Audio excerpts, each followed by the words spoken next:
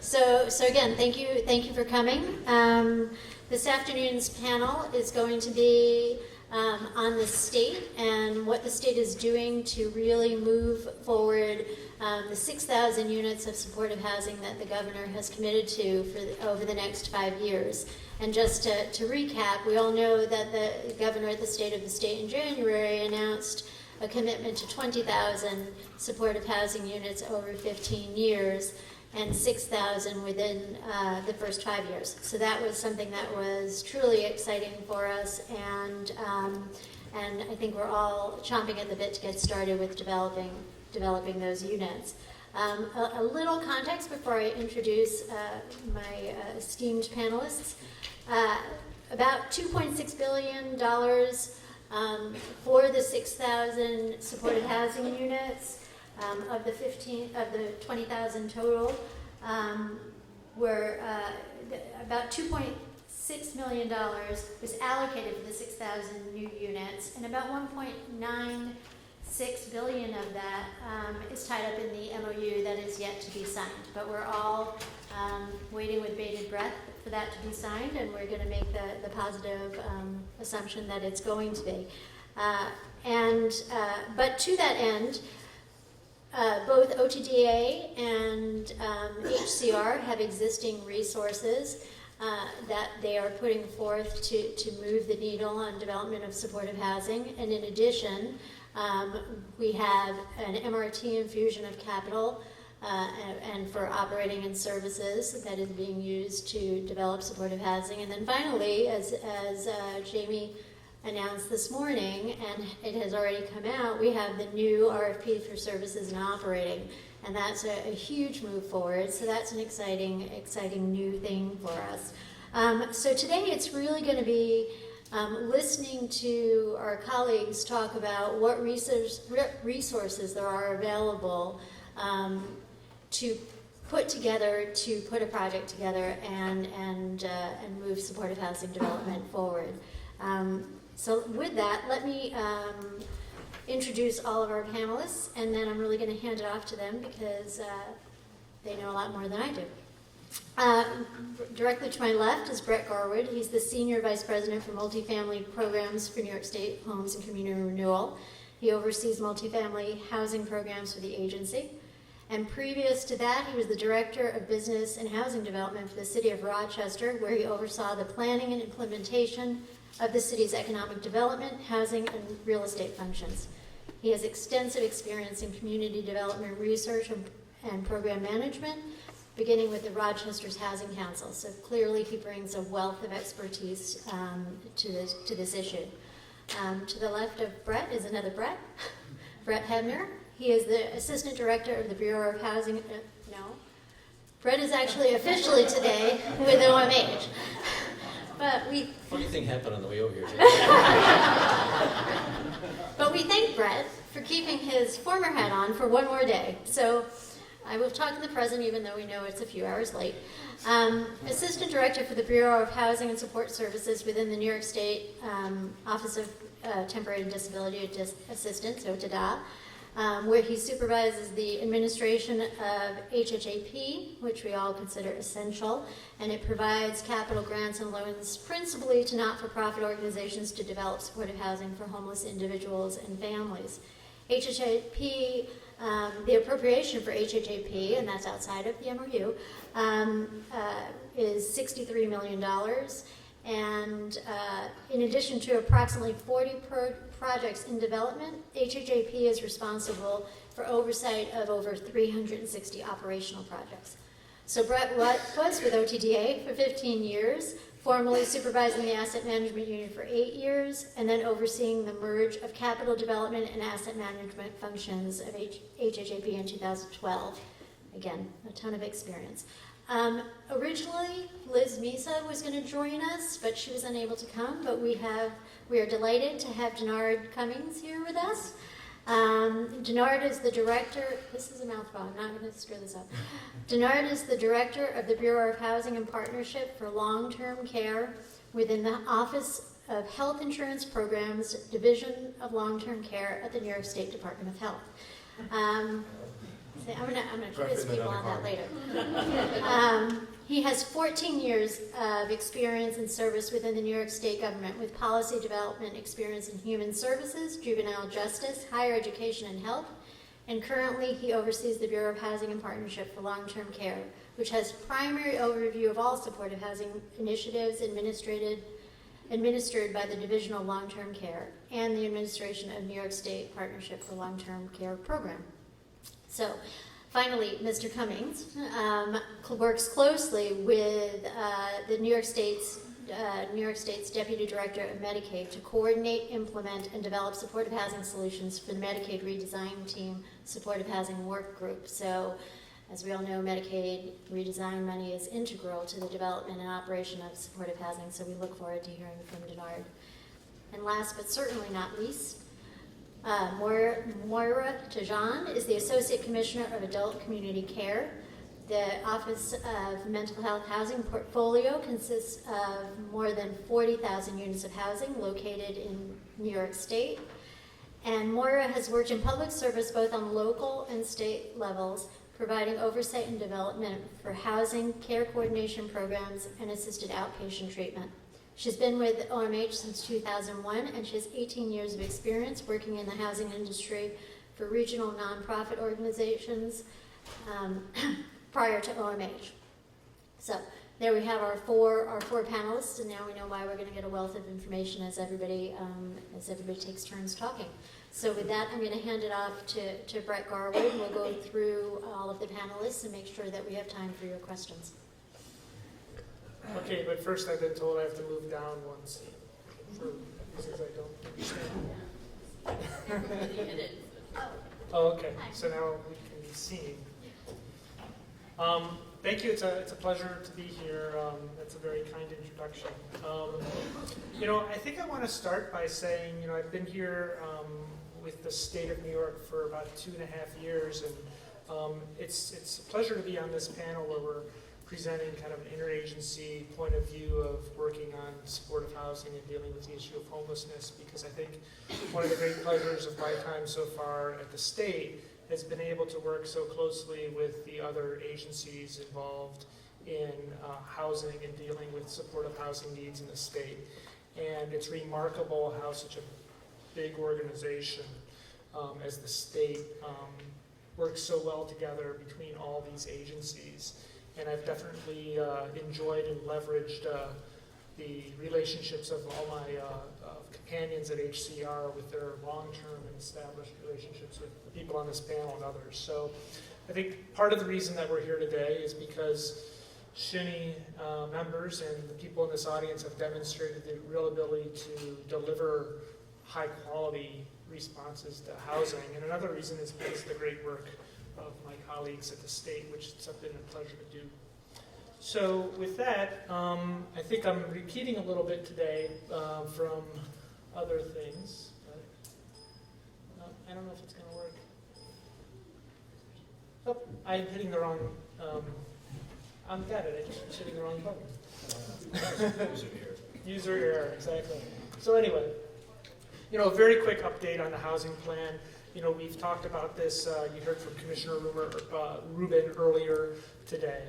But the housing plan is a really big deal, and the way that it's going to unfold in the multifamily programs for HCR is really in two broad initiatives, right? One is we describe as Build New York, and the other is Preserve New York. Build New York is really going to be comprised of supportive housing, middle-income housing, senior housing, really increasing the amount of affordable housing that's available in New York State. And Preserve New York is really about making sure that our obligation to preserve the affordable housing that's been created over many years stays affordable for the decades to come. So many of these numbers have been shown today, but it's worth just mentioning again. This is a $20 billion plan to create and preserve 100,000 affordable housing units.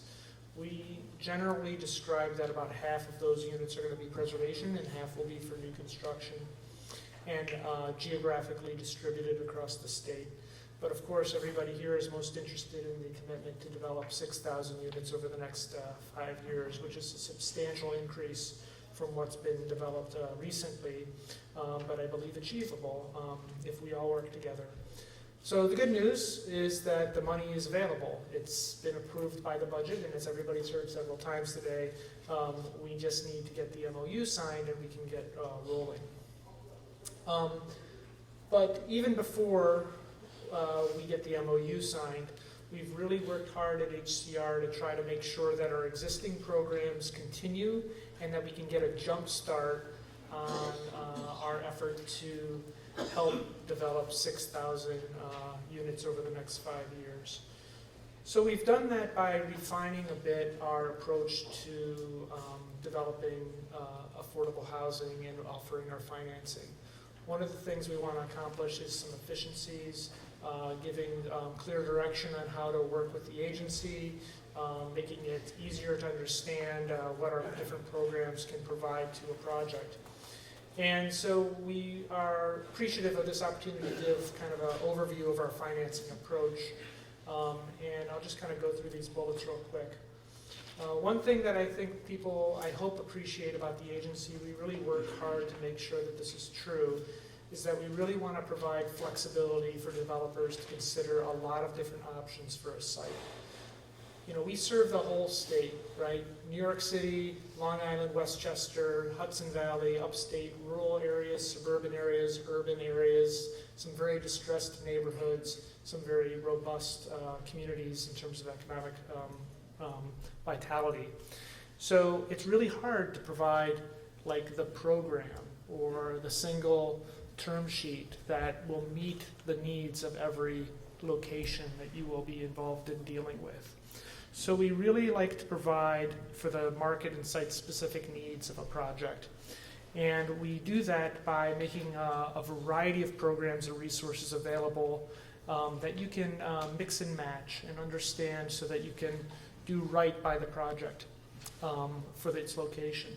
Often people will come to agency, especially if they're not used to working with us, and say, what do you want me to do, right? How can I be successful getting your funds? What program should I apply for? Should I do this program because I can get this much money? And we always say the same thing, which is, tell us what is best for the site, and we are going to work with you to try to make sure that we can accomplish what's best for the site. We can't promise it's possible. Lots of people come up with great ideas that don't work out, but we want to hear what is best for the site in terms of the market, from a community development standpoint, and for the residents. We, of course, encourage leverage. We work very closely with our municipal partners and our other state partners to make sure that people really work to get every resource they can before they get the commitments to move the project forward with HCR. But the other thing, and I think this is particularly true of supportive housing, is we want to advance state housing goals and priorities. And of course, one of the most important state housing goals and priorities is supportive housing. But I think the very interesting thing about supportive housing is it very much often promotes other important state housing priorities. We've seen this, and I'll give a couple project examples in a bit, but supportive housing has been a great community development tool. Supportive housing has been used to take long vacant historic buildings. DePaul provided a couple examples earlier today on a panel I just saw of taking vacant space in neighborhoods and turning it into something spectacular. That's a community development project. That's not just a supportive housing project. We've also seen some interesting examples of housing opportunity projects located in low poverty areas with good schools that actually achieve approval from the locality because of the supportive housing nature of the program, because people realize that there's a need for that in the community, and it so happens that it's integrated, and we're going to get some family units in a high-performing school district. So it's really interesting how you can achieve multiple state housing goals. We've also seen on the community development side a lot of more mixed income, mixed use projects, and I'll talk about that in a little bit more too. We've, like I said, tried to make it easy as possible and we're always open to suggestions to approach the agency. But we've gotten to a place where there's basically two ways to approach the agency for funding.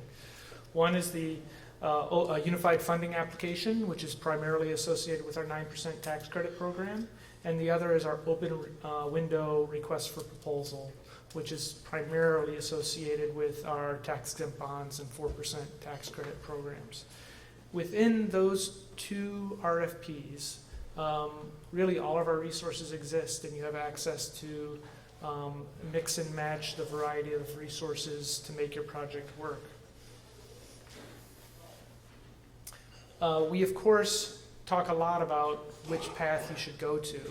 And one of the things that I think is important, especially if you have a project that's a moderate size, projects that are 50, 60, 70 units, is to have a serious conversation about us as early as possible about whether this project makes sense as a 9% tax credit deal or a tax-exempt bond deal. We really love working through preliminary budgets and providing you guidance on which path to go to. Our goal is to get as many great projects done as possible, so we want to make sure that we really work hard to give you good guidance. We're not here to do anything but further the goals here. And so I put up this map, which of course nobody can see from such a distance, but it's New York State, and it has a lot of dots on it, and those dots have color. One of the things that's been great, and it's primarily occurred because of supportive housing development, and especially because of the resources from OMH and HHAP, is we've been able to do more bond deals upstate, and that has made more 9% tax credits available across the state. And I'd say even potentially in New York City, where the pay-in is higher. That's an important thing, and I think this industry should be proud about being part of how HCR has been able to, frankly, just do more projects. So here's a couple examples. This is one of my personal favorite examples because I was involved in it when I was at the city of Rochester, as opposed to my work here at the state, but I worked closely with my colleagues like Lenny Skrill and I think maybe Sean Fitzgerald may be in the audience as well. But this is a DePaul deal with $11 million in the city of Rochester. 39 units of the 46 were reserved for people with psychiatric disabilities. This is a project that actually received a 9% tax credit award, but working with DePaul, the city of Rochester, and HCR, we actually moved it into the bond world because we thought that it could work with additional capital funds, and we freed up that 9% credit for another project. DePaul was not thrilled, I think, the first day they were contacted about this idea, but it worked out. But it worked out in the long run, and they've become a really great partner on the bond side since then. But it's also a great community development deal. It's in a very strong neighborhood in the city of Rochester and has a very wonderful presence. It includes both historic preservation of existing buildings and new construction. Another deal, 2264 Morris Avenue, was financed just last year with Bronx Pro, with SUS being the service provider. It's a $47 million project with 94 units. Again, 31, it's always integrated now, 31 units reserved for individuals with serious mental illness. This project, I think, is very typical now of a New York City deal that HFA is involved in, as it has, sources from all sorts of different people, including, of course, HPD, but OMH, MRT, Homes for Working Families, HFA bonds. But what's interesting, I think, about this deal is it's the first that I can think of with the state where there's a substantial middle income component. This was important, I think, especially in the Bronx, where there's a substantial number of supportive housing projects, and to be able to show that we can also do mixed income projects, good community development projects, I think was an indication of where we'd like to be in the future. And I think as you approach us for projects in New York, we're typically asking the question, can this have a little bit of mixed income to it? Doesn't always work. The math is hard sometimes, but it's something we also ask often. So we issued, this panel in some ways is in reverse order of how you'd approach the world. But frankly, so is the world lately as we released our capital RFP before services and operating RFP, which, if anybody hasn't heard, was released today. Kept everybody guessing. You said that there's lots of questions. Everybody really just wants me to go quick so that they can hear from Moira about the service and operating RFP. So she's still writing her speech since it was released about an hour ago, right? Yes. So anyway, we released an open window RFP in April.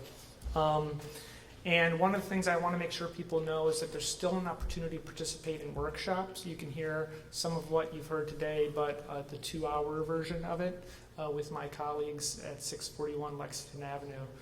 We have a showing at 9:30 on Friday, and again 9:30 on next Monday. You have to pre-register. It's right on our online. I have some information for you if you'd like. So anyway, like I said, we really wanted to start to advance our substantial goal of getting to 100,000 units and 6,000 supportive housing units. So we made a new pot of resources, $70 million that we have on hand from appropriated funds outside of this MOU amount, so we could start to get going, make sure that we can fund some highly ready projects. And we created 4 new programs with this $70 million that I think are meant to be a hint of what is possible with our housing plan. We'll of course adjust things as things move forward, but with this new program, we've made that $70 million. This is again for highly ready projects. The supportive housing projects that we're seeing in this tend to be projects that already have, not even tend to be, they already have a service and operating award. There's a few New York 3 projects still working towards completion, for example, but you should all take a look because I think it's a vision of your future. We also made our existing programs available. Many of these programs, Homes for Working Families and SLIC in particular, work with HDC financed projects, and we work every year in June to close 4, 5, or 6 HDC deals with these resources, and so they're available to you as well. But I wanted to very quickly focus on the programs I think you would be actually applying for to help achieve the 6,000 goal. So for the supportive housing units, you should look to the Supportive Housing Opportunity Program, the SHOP program, which is great because we can say it as a word, but I'm not sure exactly what that means. But the purpose of this is really to create this supportive housing units in a way that's consistent with the populations that are going to be served by the services and operating RFP. The maximum amount is $200,000 per supportive housing unit in New York and $150,000 for the rest of the state. One of the things that everybody should know, we've said it already, is that we'd expect these projects to be integrated. Only a portion of the units, up to 60%, would be supportive housing units. And this is the capital, right? Like I said, we're kind of going backwards here. We're not the people, we're the real estate financiers. We don't choose the populations. You bring the populations to us because you have a funded services and operating plan. A big change that people should realize is that for OMH projects, the OMH debt service that you might be used to is a model that's not moving forward. Instead, you'd be really supplanting that OMH debt service amount with subsidy. That's why the subsidy amounts here are fairly substantial. You really do need a services and operating plan, that's funded, an awarded service and operating award. Because that OMH relationship with debt service doesn't exist, those requirements that you would see in your OMH regulatory agreement, you're going to start to see an HCR regulatory agreement, 40-year requirement for continuation of the use of the supportive housing units. So this will be a little bit different in terms of documentation, but the same in terms of what you're used to maintaining over time.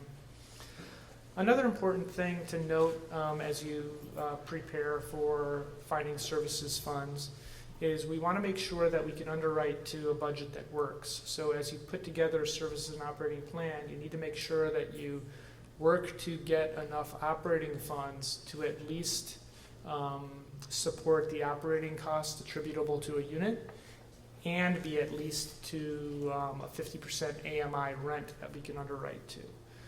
We really need to be able to underwrite to rents. That doesn't mean the tenant's going to be paying 50% AMI rent, but that services and operating award needs to make up for that difference of a tenant paid rent, which will be very minimal, and a 50% AMI rent.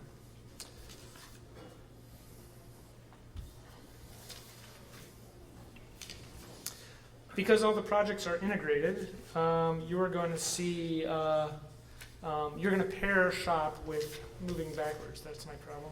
You're going to pair shop with our new construction program for the affordable units. It's a very typical setup. The subsidy amounts are low because the rents would be higher, up to 60% AMI, and in New York City the maximums here are $140,000. Westchester and Long Island, $100,000 per unit, and the rest of the state, $75,000.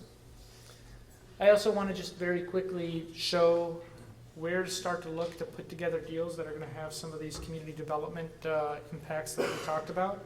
The state low-income housing credit and the middle-income housing program are available to help you create some middle-income units within your projects. Those maximums amount are, the SLIC is a credit, it's not a subsidy amount, so the maximum amount is $750,000 annual allocation of credit, which would get you to $4 to $4.5 million of equity in a project as a maximum amount. In the middle income housing program, you can provide up to $5 million per project. We're happy to talk with you on sizing the appropriate requests with your preliminary budgets. The other thing that I want to make sure people understand is that we have a resource for mixed use. I think there's a lot of opportunity to have mixed use on commercial corridors or otherwise within supportive housing projects to bring community services to the neighborhood, to provide health services to the neighborhood, or retail that might continue a commercial corridor or provide for a service or goods and services that aren't available. You know, the perfect example here is a health provider that might be serving the tenants, but also the community as a whole. We've had examples of libraries funded by this program. We've had examples of, we'd love to see an example, I should say, of a grocery or a green grocery. That's everything everybody always wants.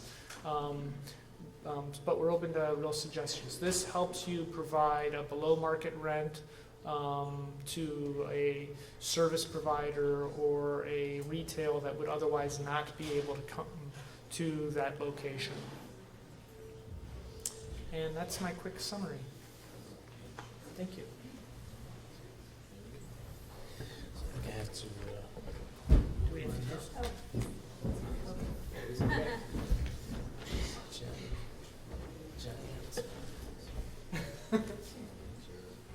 Oh, sorry. Down is forward.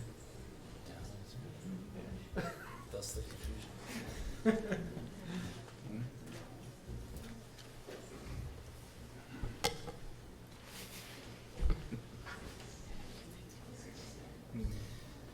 Thanks. While he's loading that up, I'll just kind of give a quick overview. When we were putting this workshop together, we weren't quite sure of the timing of the release of the news today. So, am I loud enough? No? Okay. Sorry. I don't want to blast people, but I guess because it sounds really loud up here. But okay. So I just want to kind of give a quick overview. When we were preparing for this workshop, we weren't quite sure of the timing of the announcement of what was announced earlier today with the Empire State Housing Initiative, or ESHI, as I've come to call it. If that sticks or not doesn't matter to me. So the slides are a little bit generic because we were going to talk about what we are doing kind of around the anticipated announcement. So, so if it seems that if that seems to be the case, then now you understand why. But I also wanted to just take a quick moment while we're waiting. As we were joking at the beginning, I'm wearing an OTDA moniker here, but my last day at OTDA was yesterday. I spent 15 years there, and I've been running the HHAP program for at least the last 4 or so. But I wanted to introduce a couple of folks here who will be my kind of immediate replacements at HHAP, at least on the day-to-day operations of that, while the civil service world catches up with the rest of us. So at yesterday's HHAC board meeting, for those who don't watch that riveting television, we announced Barbara Roth. Barbara Roth is our new HHAC president, and and Dana Greenberg is our new HHAC vice president. So when I put this little name tag down, then you will seek them out for guidance and context for HHAP purposes. So, and I didn't want to just step down and assume that they would step into my shoes and present this today, so I'm doing this. So anyway, so thank you, sir, for helping me with this. So our kind of my kind of approach to the slides here is kind of what it says in the I was going to say the bulletin, like this is church.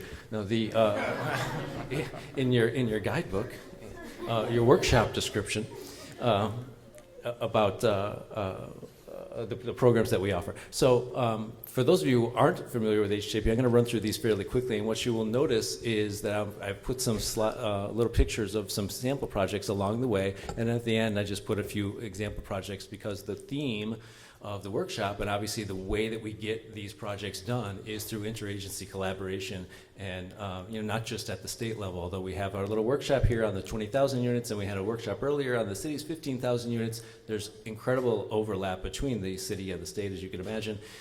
There's plenty of examples that I could show of pure state projects, HHAP standalone projects, HFA, HCR standalone projects, and tons of examples we could put up there of every imaginable source under the sun.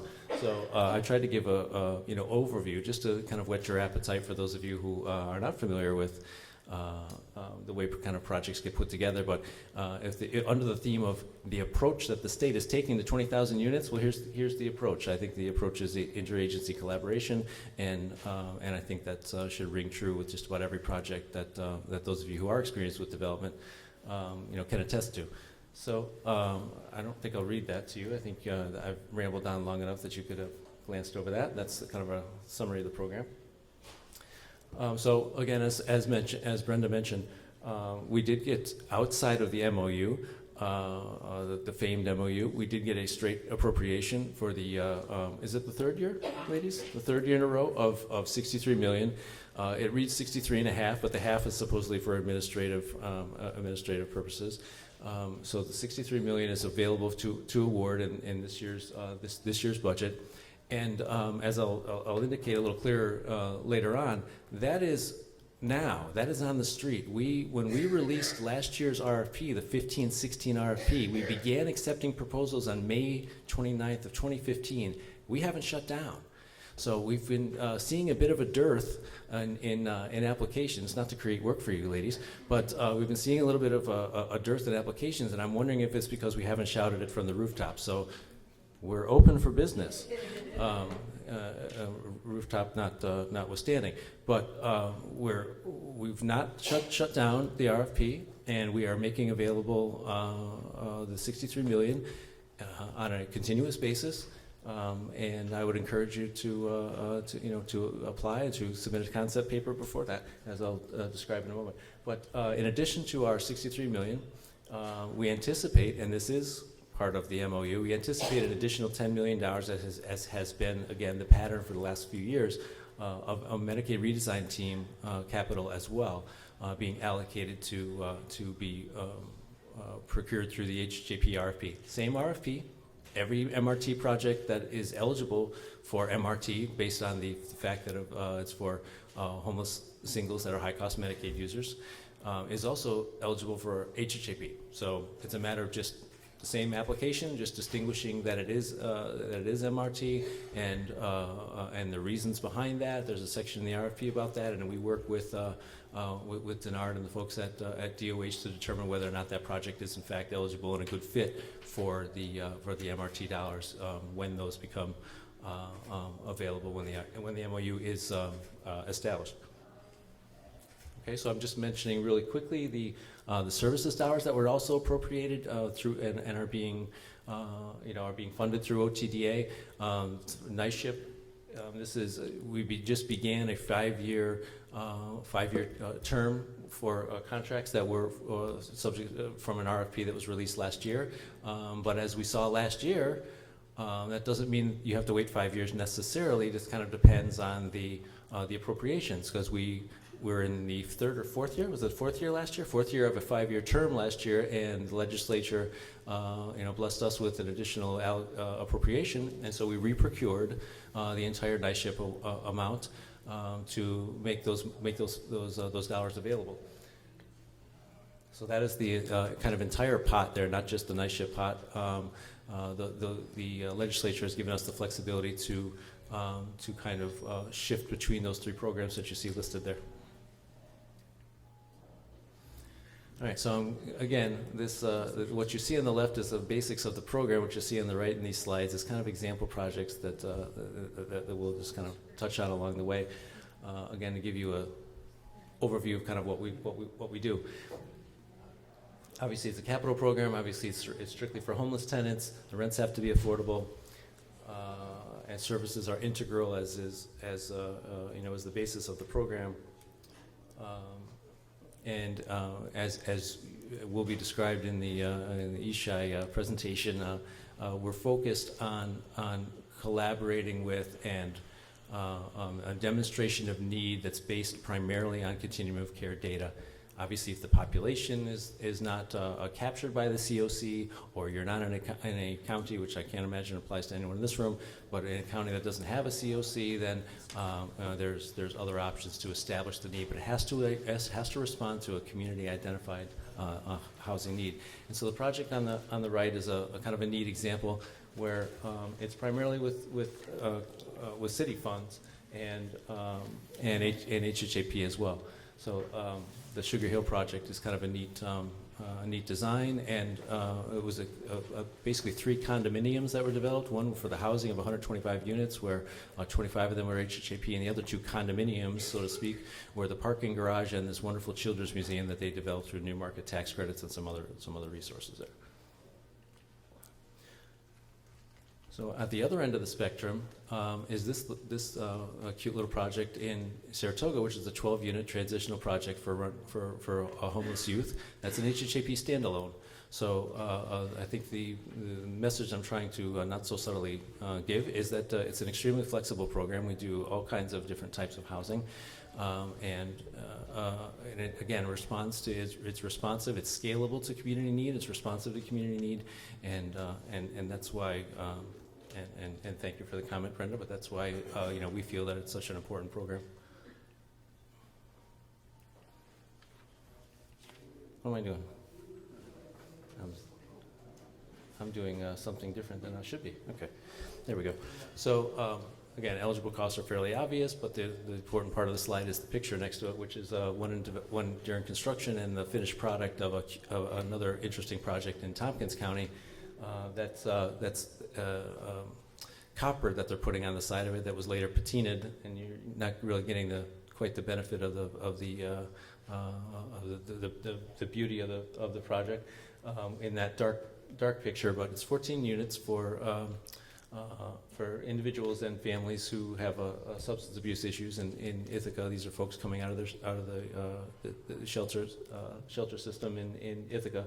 And this was done with primarily with HHAP, some HUD money, and I believe it was Urban Initiatives, but I could be wrong. Thank you, Lenny, and with some assistance with HCR funds as well, project-based road subsidies. Oh, that's why it's adding little bullets as I go along.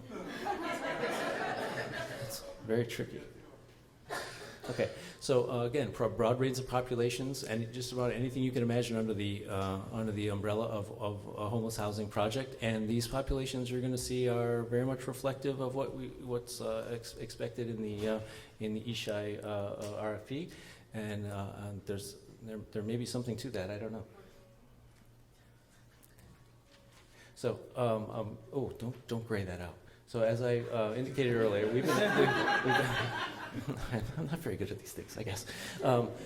We've been accepting applications on a continuous basis since last year again, and here's our webpage, but it's easily locatable on the OTDA website, and it has everything you need to know from the application to the RFP to the questions and answers to this other thing that I'm going to mention, which is concept papers, which are highly encouraged. And this is a great opportunity for you to present to us, whether it's the back of a napkin or a highly developed plan, something that you can put together and give to us, and the forms and the guidelines are on that same website, where we can have a dialogue, because it is an open RFP. There's certain, we can't just have a chat about your potential project, because that would be, violate some state procurement law, apparently.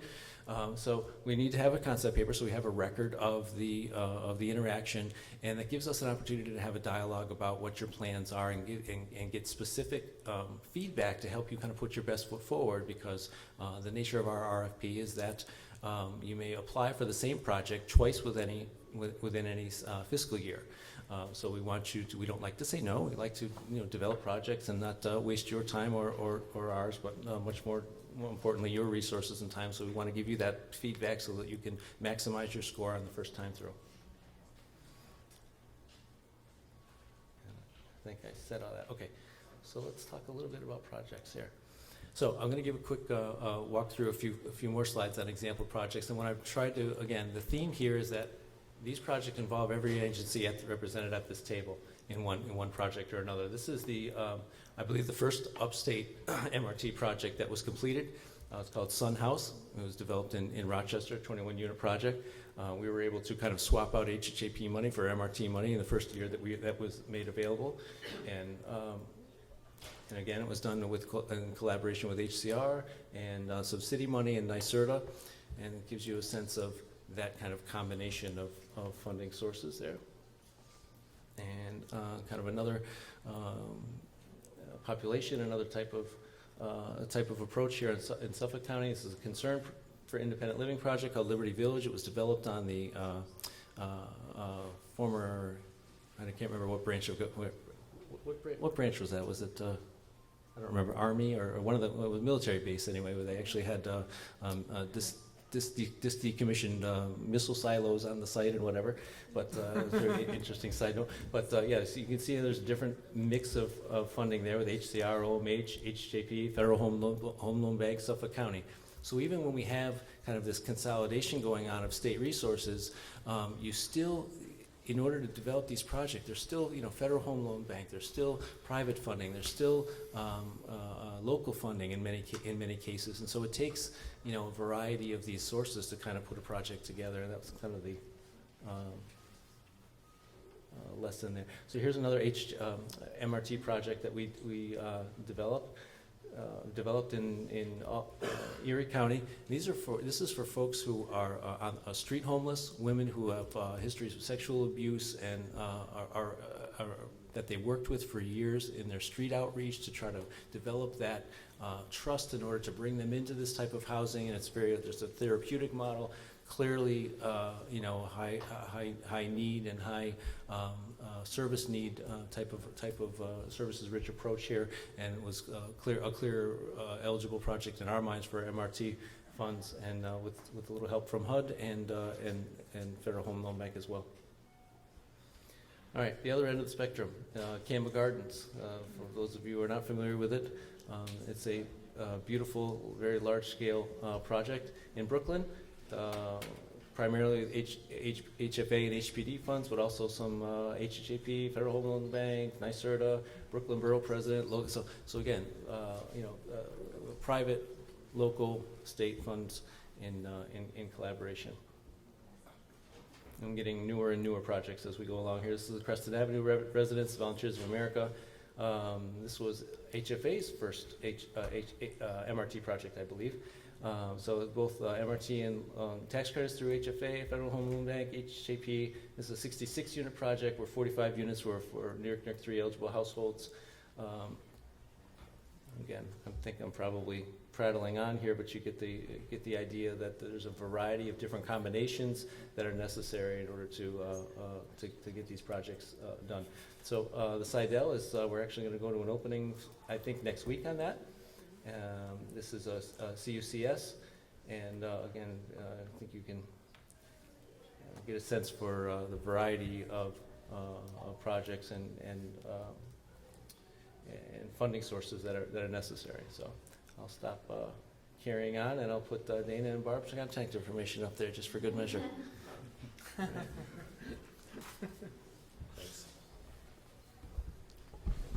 Thanks, Bret. Yep. Can you guys hear me? It was interesting when Bret was speaking. He was talking about the concept papers, and he was like, you know, put on the back of a napkin in the new president restaurant. I was like, no napkins. We work with you. Well, first and foremost, I'd like to thank the network. I'm working on this this morning because I had something totally different, which I won't say, but I want to thank the network for inviting me to speak at today's conference to discuss the New York State Medicaid Redesign Team Supportive Housing Initiative and its innovative approach to using housing as a healthcare intervention. So just very quickly, show of hands, how many people actually know what MRT is? Okay, so I won't give you the long version, I'll give you the short version. Okay, so since 2012, Governor Cuomo has invested $515 million in supportive housing initiatives as part of his redesign of Medicaid program. The MRT Supportive Housing Initiative is an innovative approach to address the social determinants of health by investing state-only Medicaid dollars into supportive housing and provide affordable, accessible, sustainable housing in the community. The MRT supportive housing funds are targeted for high-cost, high-need Medicaid members who are homeless, unstably housed, and can reside safely in the community with appropriate supportive services. So I just want to repeat that because that's very important. The MRT funds are for high-cost, high-need individuals, and we understand that there's challenges at times to serving that population, but, you know, we appreciate that, and, you know, if you guys can have any advice for us in terms of, you know, approaches to or challenges that you guys are having with serving that population, we're always ready and willing to hear information from providers and developers. Traditionally, MRT supportive housing investments have been made in the areas of capital construction and improvements, rental subsidies, and service support programs, as well as service and operating. Outcomes, performance measurements, research, and evaluation are key components of the success of MRT supportive housing. In fiscal year 2015-16, the MRT Supportive Housing Work Group decided to invest in a multi-year comprehensive research and evaluation project to assess the impact of supportive housing has on recipients. Preliminary data suggests that housing intervention decreases Medicaid spending and contributes to improved health outcomes. So we have seen some preliminary data from the evaluators, and it does demonstrate that the intervention does work. So we're excited about that. Since the inception of MRT Supportive Housing Initiative, we've created new resources for capital construction, rental subsidies, and service subsidies, provided supportive housing units to an increased number of vulnerable populations throughout the state, and that's also significant. We know that as you begin to work with individuals who are high cost, you're going to be serving populations that you aren't used to serving. And that's actually an exciting thing. It gives us the opportunity to be innovative and to actually serve more people who can be appropriately served. We've created a platform for stakeholder engagement by way of the Medicaid Redesign Team Supportive Housing Work Group, which includes stakeholders from across the spectrum of supportive housing community. And we've improved coordination across state agencies, including the Office of Mental Health, the Office of Temporary and Disability Assistance, the Office of People with Developmental Disabilities, the Office of Alcoholism and Substance Abuse Services, New York State Home and Community Renewal, as well as the AIDS Institute and the Division of Long-Term Care within the Department of Health. As previously mentioned, since 2012, the Medicaid redesign investments have been about $515 million, which includes $127 million in fiscal year 2016-17. And I want that number to be clear because I know that there's some confusion in the provider community about whether or not that number has been decreased by $44 million. It actually hasn't. Our capital funding has not been taken away; it has been shifted. So now it's bond funding, and I'll explain how that works a little further in my presentation. So that gives us about $83 million of which to support non-capital supportive housing initiatives such as rental subsidies, pilot programs, support services, service and operating, etc. And then since 2012, the MRT Supportive Housing Initiative has invested about $207.9 million in capital development, which includes about $44 million in bonded capital in fiscal year 16-17. The life-to-date MRT has funded the development of roughly 1,600 units statewide. Developers can access MRT capital funds through SHOP at the Home and Community Renewal and through HHAP at the Office of Temporary and Disability Assistance. And what I'll do in the interest of time, because I know you guys want to hear everything that Moira has to say about the new RFP, I'll say to learn more about MRT supportive housing, please visit our website, which can be accessed through the Department of Health's website at www.health.ny.gov. Thank you.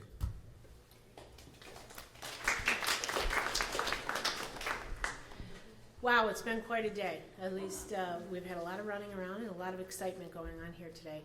But first and foremost, thank you for having us here today, and also thank you for your continued support for those in need of safe and affordable housing. We're committed. We know you're committed.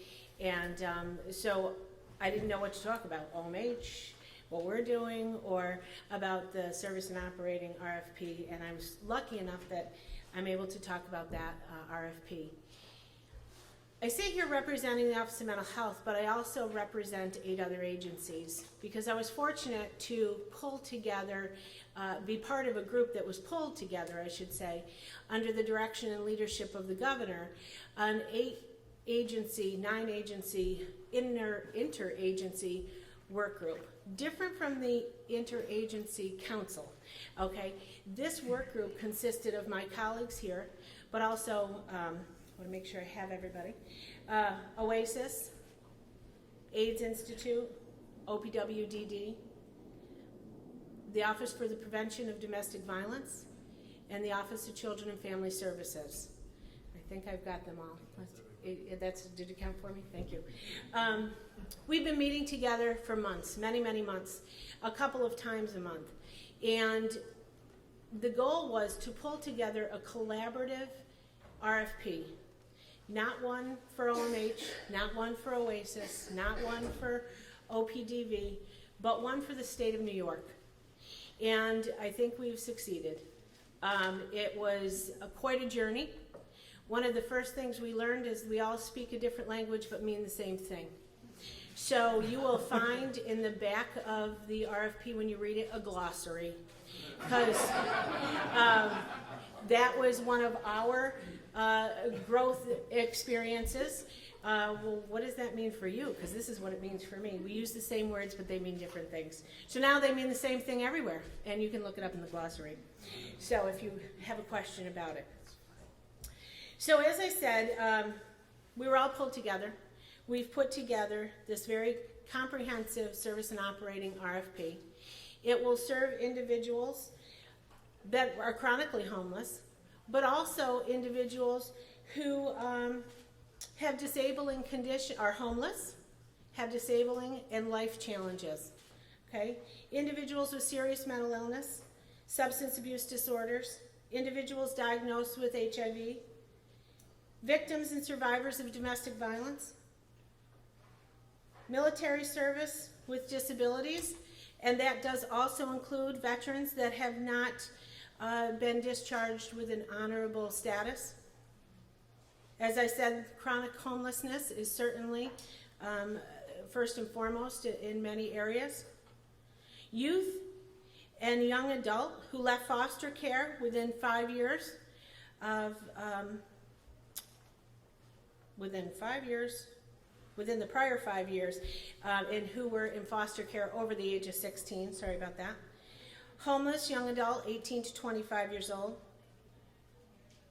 Youths, adults re-entering the community from incarceration, juvenile justice placements, frail and disabled seniors who are homeless, and individuals who are high Medicaid users. That's your eligible population. First and foremost, these individuals have to be homeless. Okay? This is a statewide initiative. Okay, why is it statewide? Because the governor is committed to working statewide with all of our homeless. There's varying degrees of homelessness throughout the state, and certainly the localities, the continuum of care in local government, their local planning councils, different communities have different ways to look at their homeless, to count their homeless, and what their data looks like. We'll be asking the applicants to support their application with that data coming from the continuum of cares or local planning, depending on what community you come from and where you live.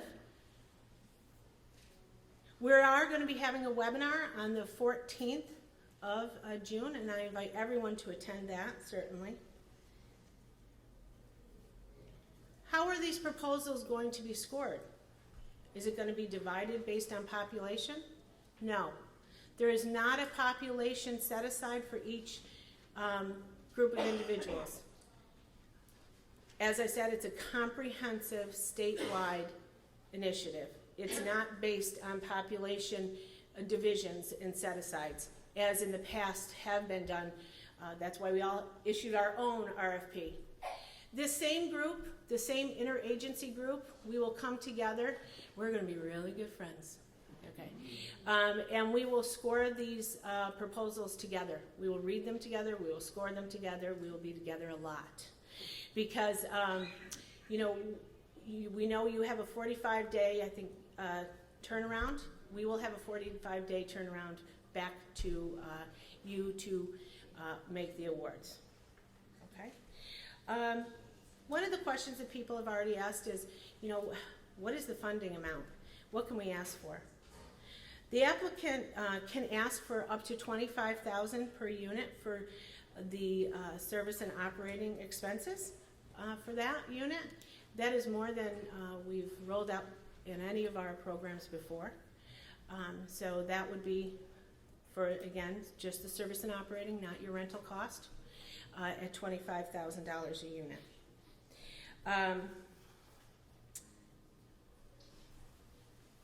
Sorry, I have lots of notes here, so that's what. This is going to be the first of probably many RFPs. This is for the first 1,200 units as well. You have to have a service and operating award to move forward to obtain the capital. One of the questions and concerns individuals had, especially not-for-profit developers that served mental health recipients, was how do we prepare, or how do we have the money to do some of that site acquisition? That was one of the concerns that was brought to our table. We heard that. We worked with HCR. We worked with the governor's office. And there will be pre-development funding available for the not-for-profit provider developer that serves OMH recipients. We will be working out the mechanics of how that will roll out within the next week or so. So that, after the awards are made, that will be available as well. I think that's kind of an overview of it. I don't want to get into the kind of the deeper details of the RFP because it's out. You can read it, and of course we'll have the RFP or the webinar on the 14th, and then we'll do a Q&A, which you'll respond to. All the Q&As will be on the web on the 21st. Oh, the Q&As are due on the 21st. I'm sorry, the 28th is when they'll be on the web to respond to that. July 18th is the date that the proposals are due. So that's the service and operating RFP. guess we should open it up to questions, because I mean, I could go down the road of telling you all about OMH, but this is probably more important here to ask questions, and hopefully we'll be able to answer them. Okay? Robert? Moira. I just want to make sure I heard what you said correctly. The 25,000 is for Service and operating. not rent? Right, that's for your service and operating. Well, we call, you, again, I call gotta that look rent. at the, okay, at HCR, they call it rent, we call it service and operating, okay? It's the service and operating portion. In the glossary, that's very clear, and I don't have the glossary in front of me. That was one of the first things, we were back and forth, I'm like, no, it's not rent, it's service and operating, and Bret and Linda are like, no, it's rent. I'm like, no, it's not. She And kept they're like, also talking about mixed-use projects, and I'm like, why are you talking about mixed-use Right, projects? so thank you for clarifying that. Perfect, perfect example of the faux pas that will happen when 8 agencies come together and try to learn everybody else's language. But I have to just tell you on a side, it's been a wonderful journey with these 8 agencies, and I couldn't be happier to work with these groups of people. It was an easy process. And we've been doing it for months, a couple times a month. So, that aside. Bill? Yes, you mentioned not the RFP, but you spoke to pre-development of funds. Correct, You said those would be available for OMH providers. correct. Would they be available for any of the other providers of all those other agencies that are involved? That is a in this great project? question. That is a great question, and it was actually brought up to me in the last couple of days. So that's internal conversation right now, and we'll get back to you on that. Okay? We shouldn't ask that question in the context of the questions to send for RFP, because this is not an RFP-related question, or is it? It is not, but you can certainly ask it, and we are going to talk about it in the webinar, and hopefully by the time we have the webinar, we'll be able to actually say that right out, so you won't have to ask that. And there is a section in the RFP that's used to pre-development funds, so. Right, and that was literally what I just read from, was that piece. So we'll hopefully have an answer by then for you. You mentioned that 2 of the populations are youth aging who have foster care within the last 5 years, and also adults reentering from a period of incarceration.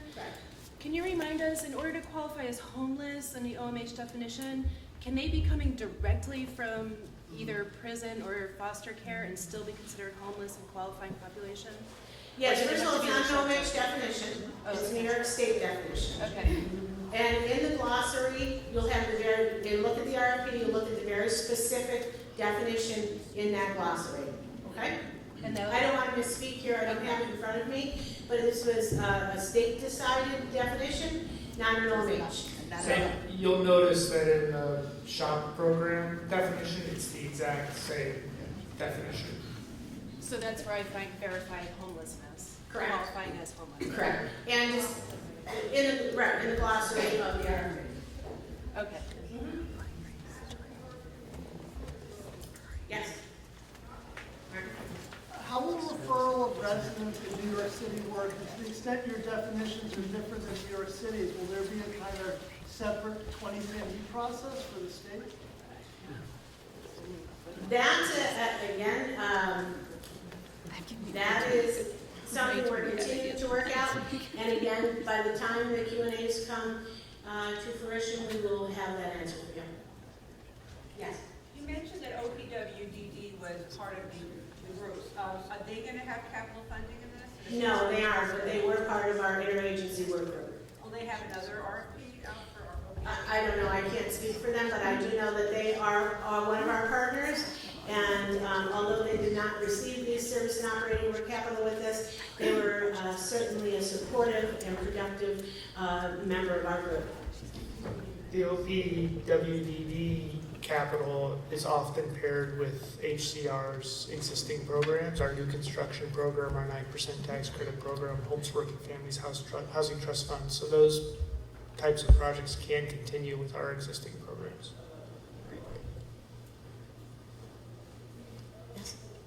Can one of the panels walk through, I'm a little confused about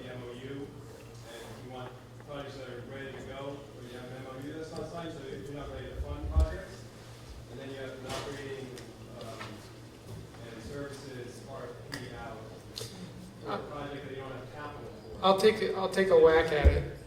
Okay, let me describe how I plan on things happening. Recognizing that I have no control over how things happen. So how I plan things to happen is the services and operating RFP will be out. That was part of my plan, and it's happened, thank goodness. Somebody will get a services and operating award in that kind of 90-day timeline that Moira pointed out. My hope is before then, the MOU will be signed, hopefully even sooner than 90 days from now, so that HCR's capital programs can simply be buttressed with that additional capital and continue to be able to reach projects that are beyond the highly ready. So you should anticipate after the MOU is signed, updated RFP from HCR, making that wider range or larger amount of funding available, so that people can continue this typical process of you apply for your services and operating award, you get your services and operating award, you apply for your capital, you get your capital, you close. So once the MOU is signed, you'll see that RFP updated. On the RFP for the services, threshold items, site control is a threshold item, I would assume, or are there any other? Not for service and operating, for the capital portion. Okay. You need your service and operating, however, to move to the capital section. But that helps to think about the timing, winding up some sites. I was going to ask almost the same question, but I will just embellish it a little bit. So citing will be one of the things that you review, but it won't be a threshold criterion. And Citing is not part of the service and operating at all. component. Correct. You'll use your, It's not even, you don't ask that. right, but it's not a threshold. It's not a threshold, I accept, it's not a threshold. So it's one of those variables. In places that are, it's very difficult to find sites like New York City, what would you suggest? Would you suggest people to propose sites or to just say to be identified? You know what I'm saying? So I would have to refer you back. I would have to refer you back to the RFP. Okay. Because we are, this is like that slippery line, because now we have an RFP out. on the street. So it's on the street, so we're in kind of a dark period of discussion regarding the RFP. So we're talking about the tops of the trees here, and then we'll have the webinar and take Q&As and have official answers for all of them. I'll ask you one other question, maybe you can answer. So I'm assuming it's going to be oversubscribed, right? This initial response. What will happen if we have I'm assuming that the initial response will be oversubscribed, but you'll get more requests than you have units. What will happen if people can't get through the citing process? Will there be a sort of a time frame that they're given, or will you reissue units? The RFP is there's not a lot of take up. This is one of many RFPs as we move forward. As you know, we have 6,000 units to pull up, and this is the first 1,200. Okay.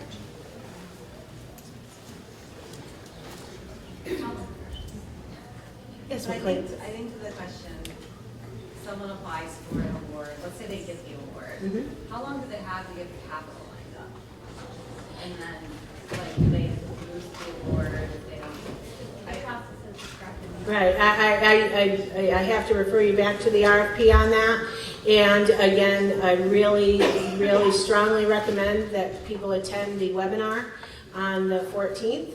And, we will have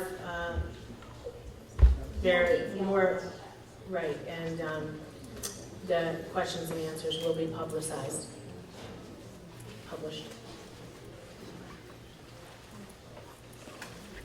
Any other questions? Back to the OPWDD question, I know there's a pittance of money that's been passed to HCR through the arrangement.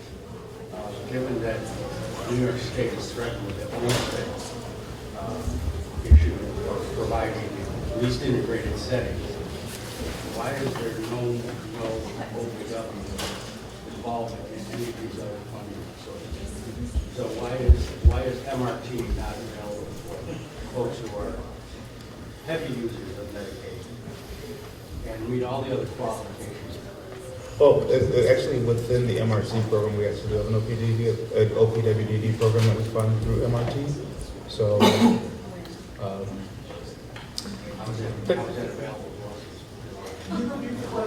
for capital. The question, I'll repeat the question. So the question, I'll answer it too. The question was OPWDD as an obligation to create integrated settings for that population. Why isn't it part of some of these programs to help serve that population? MRT and then I assume this RFP as well. So for MRT, I mean, I think the Medicaid spend can be high on OPWDD, but it's not under the global spending cap. MRT is funded with that savings. So in some ways that gets to be a very technical discussion, but in any case, the combination of OPWDD capital and HCR resources, we do a lot of work with OPWDD, and we'll continue to do so. Your question of why isn't there more, right? I don't think anybody on this panel can answer that question. That's a political legislative process. The 9% of the awards that were made yesterday had these 4 or 5 OPWDD projects.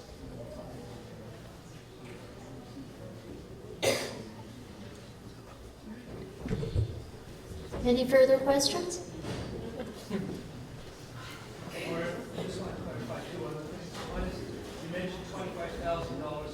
for service and operations. Is that across all the identified populations?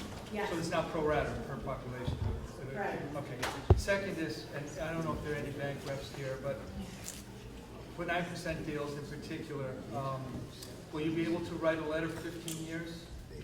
Service support for 15 years? So that, we cover through the, through the period, the taxpayer period?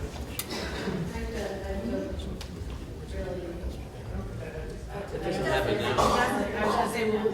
I think it'll continue largely as it has. I think it's a 5-year Doing anything contract. different. That's been acceptable to the industry for a long time. Right, So so that wouldn't change. I was looking to see if there was anything changing with the MOU on that, and I don't think so. No.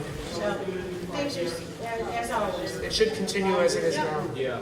Right, 5-year renewal, that's what we do now. Right, and CBC said that they sort of recover, right? On Sunny Way does that already. I mean, we do a lot of Sunny May insured deals with supportive housing. Yep.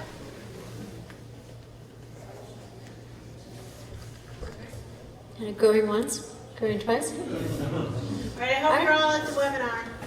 And now you can go to the cocktail hour. Thank you.